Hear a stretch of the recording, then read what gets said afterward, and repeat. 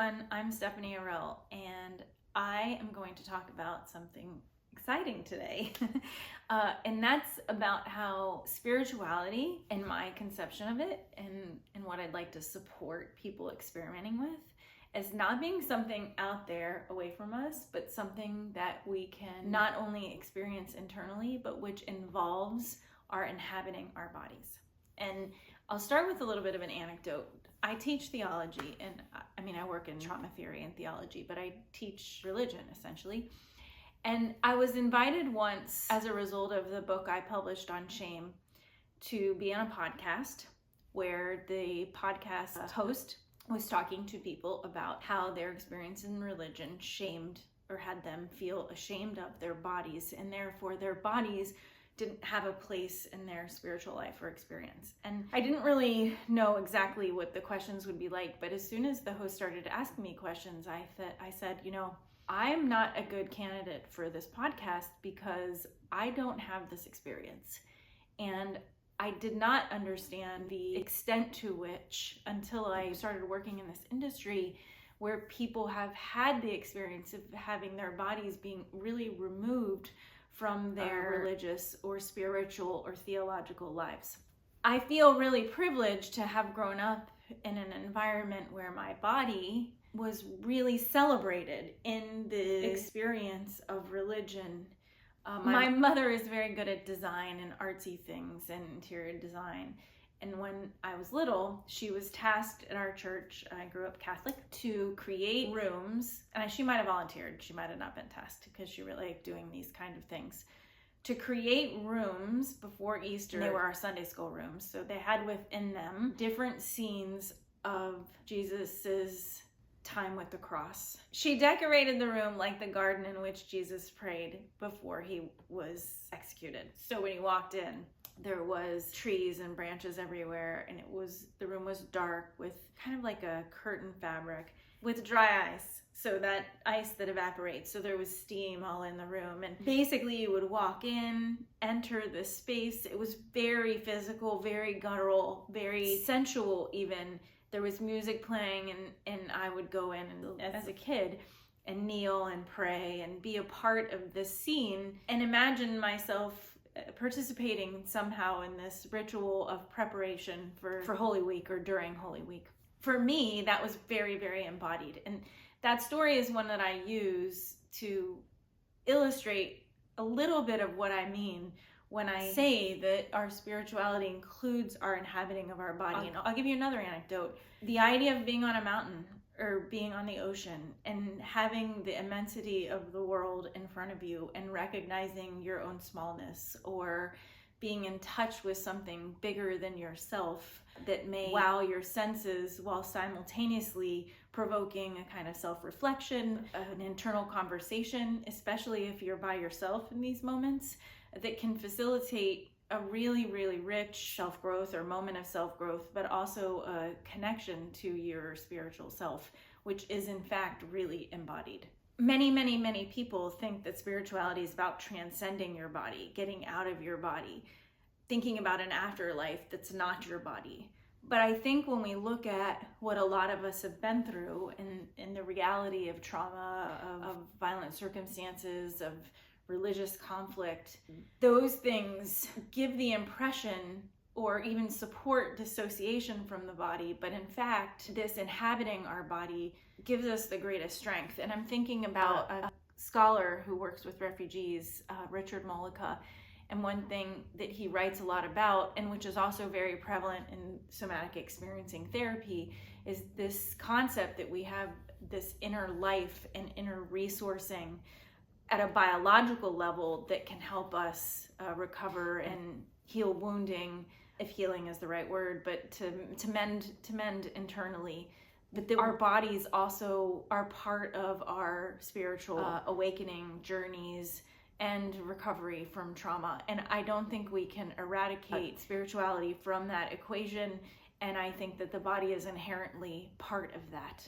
Instead of thinking about transcending our bodies, which is some of the discourse that religion will use, what if we looked at spirituality as a way to really feel more deeply and to really get into our feelings I think all of the anecdotes that I used, actually being in the garden, actually, physically replicating that, being on a mountain, being on the ocean, or being near the ocean or on the water, if we allow ourselves to be really available to those experiences, we can access deeper feeling in ourselves.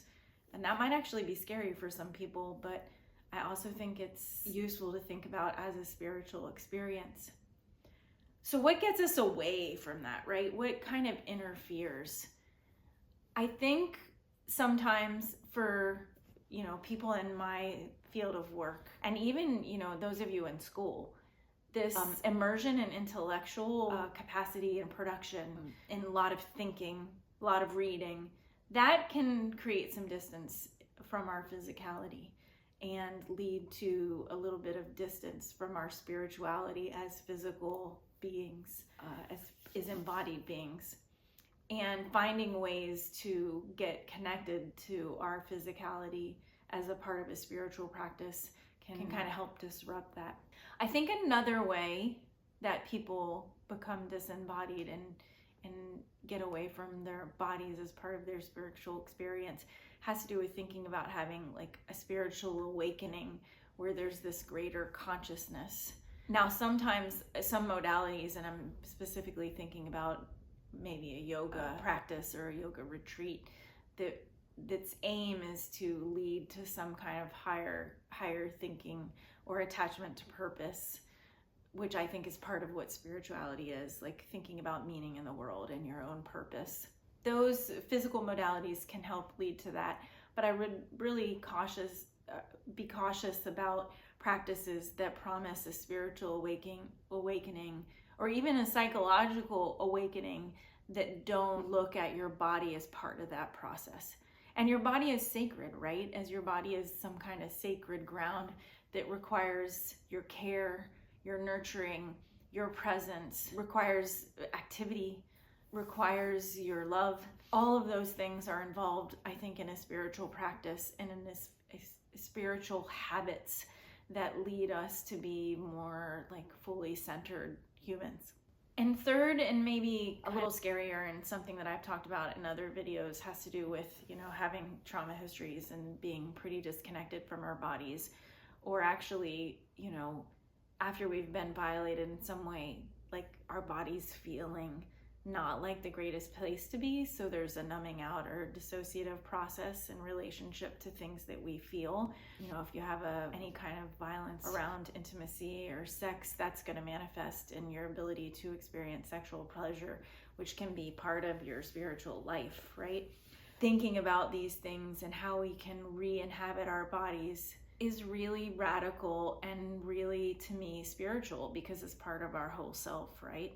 Ways that people can start to do that are by figuring out what gives your body joy that you can give yourself. What does it feel like to sit in a hot tub and just, be with yourself and feel your body and feel like you're taking care of your body, or in a sauna, or going for a run on the beach? Things that you can do with your body that feel just really, really good. And for everybody, that's different. It would be great to hear what some of you guys do, which connect your physicality to your spiritual life. I particularly like a lot of pillows on my bed. And when I go to sleep, or if I meditate, when I do that, I like pillows around me.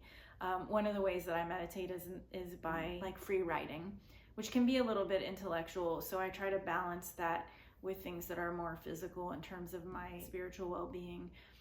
But I do it with something physical around that stimulates me and keeps me really present in my body in the act of whatever that practice is that I define as spiritual. A lot of people will talk about breath work, yoga, centering as being part of spiritual life. For me, the other thing that I use that I really enjoy is dancing. So I dance ballroom, but it's more than just the act of dancing.